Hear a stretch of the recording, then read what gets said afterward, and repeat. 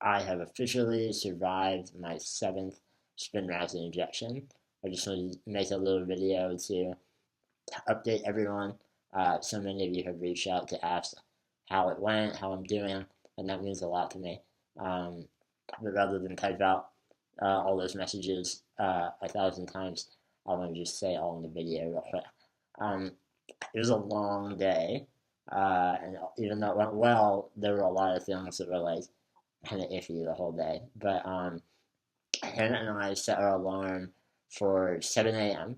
because when I scheduled this appointment 4 months ago, I, in typical Shane fashion, didn't write down what time my appointment was at, and that's kind of important. You need to be there um, like an hour and a half early for blood work and all that. So we're all at 7, and I began calling uh, the scheduling numbers to figure out when my appointment was.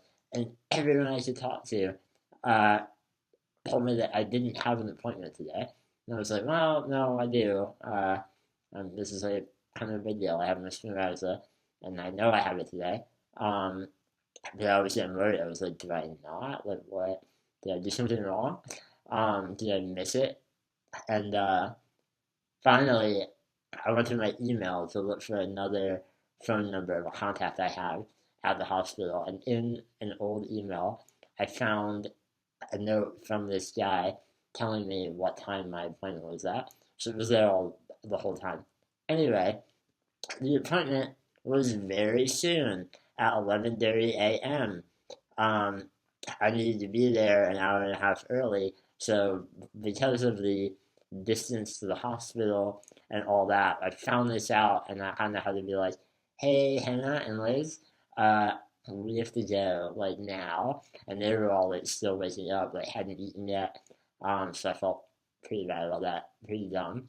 But we all scarfed down. Well, they scarfed down some food. I had a little coffee, even though I wasn't supposed to be fasting. Um, and then we left in the van for the hospital. Hannah's mom was coming along just to kind of help out, like if anything crazy happened. It's nice to have another set of hands and another mind there, kind of help out with everything. So we took off, and we were only like 10 minutes late somehow, but we got there and made our way to get my blood taken. Making our way to the blood draw clinic, there's a word for that I can't remember, the lab, the outpatient lab. Um, and we got lost, which we get lost every time because Gillette Hospital slash Regents Hospital is like a maze designed by someone attempting to make children cry. Um, so we were going up and down elevators, we couldn't find it. Finally, a nice employee walking through the halls sensed that we were slowly losing our minds and um, helped us get to where we needed to be. I am incredibly hard to get blood out of. I have very small veins, and the veins that I do have are all snarled up in my bones. Um, if you look at my wrists in like a photo or a video, they bend in weird places. My elbows are kind of locked in the position that they're in because of contractures, which is a byproduct of atrophy. It's hard to get blood out of me, and I always begin any blood draw by telling them, "Hey, this is going to be terrible for you. I know that you probably think that you're good at drawing blood because it's your job, but I promise you, um, you might be, but you're going to have a hard time getting this out of me." And they're always like, oh, "He's talking. What do I do?" Um, and they're just like, "Yeah, no, we'll do it," and we do this all the time. So we began poking. They began poking uh, in my wrist, and the blood was not flowing forth. So they bruised me up there, and it's not their fault. Like, yeah, it's totally on me. Um, they're dizzying around, and they can't get it. And so I was like, well, like, you can do it in my neck, like making a joke, and they're like, what? No, we can't. Um, so they went and got another word for like someone that draws blood, phlebotomist. No, that sounds like that might be right. Phlebotomist. We'll call them that. Why not? They brought another phlebotomist. I hope that's not right. They brought another phlebotomist into the room. She was like super confident. She was like, "Yeah, well, I see one here that isn't visible to the naked eye, but I feel it. I got it. I can get this vein." And the other phlebotomist and I were like, "I don't think there's a vein there. Where do you think you see it?" Um, she basically like she heats my hand up with like a pad, and then like closes her eyes, and just goes whoop, boom, hits the vein, blood springs forth, and it was like a fountain. I was like, that was the most impressive thing that I've ever seen. Thank you. Then we make our way up to the outpatient care unit where they do procedures like Spinraza, and we're taken into our little waiting room with like my bed and all the things to do vitals, two chairs for Hannah and Liz, and we're just waiting. We did my vitals, and we're waiting for the doctor to come and say, all right, time to do it. An hour goes by, which is way more than, way longer than it's ever taken. And we were like, what is going on? So we got the nurse, and she said that they were very backed up in the um, radiology lab where they do that kind of stuff. So we're just like, whatever, like, we can't control that. We're having a good time, we're laughing.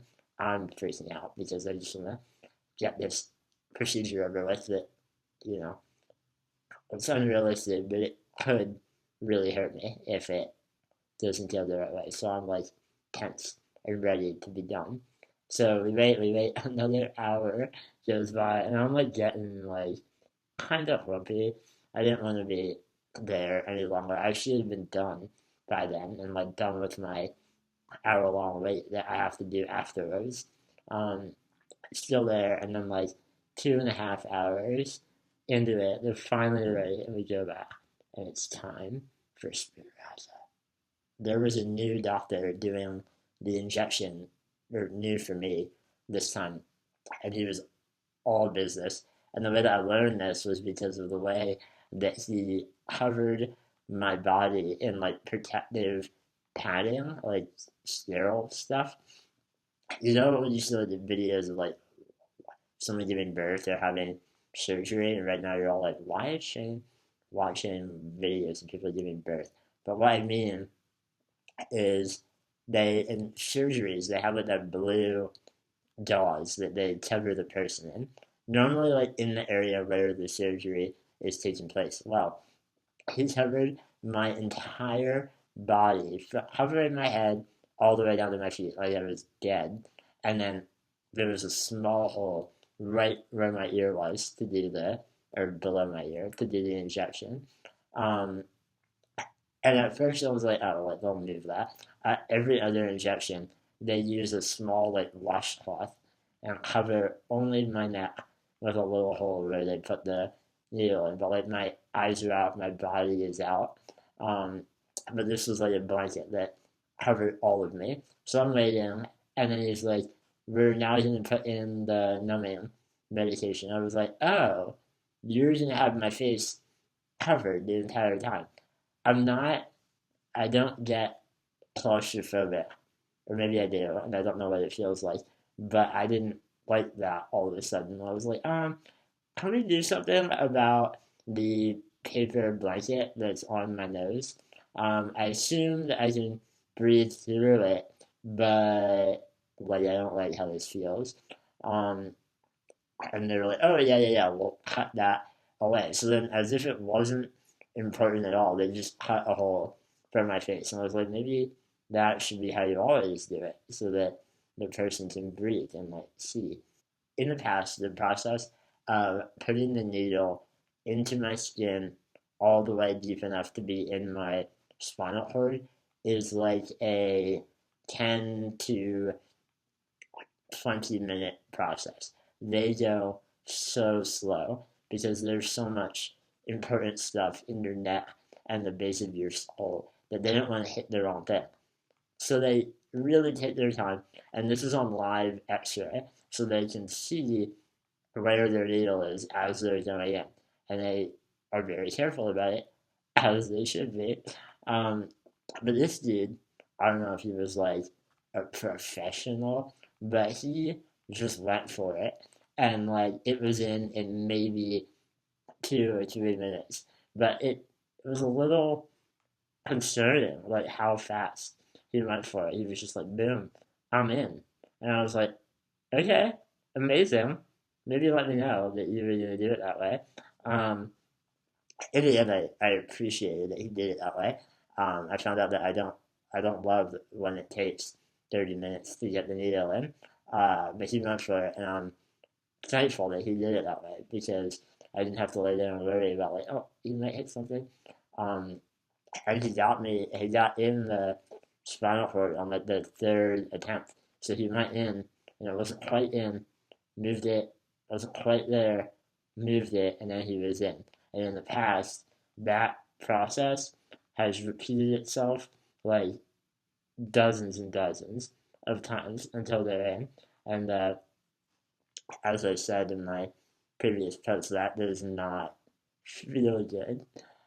So he got in, he gave me the meds, everything went smoothly, and him and Liz had gone to get me a coffee while I was in there, and having that caffeine and that first, like, well, second, um, coffee of the day felt so good, and like just knowing that I got into it and I can relax for 4 months now and not uh, really think about it for a while was so relieving.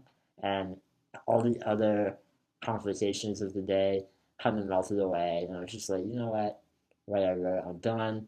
And if the drug is doing what it's supposed to, which it feels like it is, we have stopped the progression of my disease, and I'm even getting stronger at a very slow but incredible pace that I never thought I would get to do. Um, so yeah, good day overall, and I'm done and I'm alive. Thank you.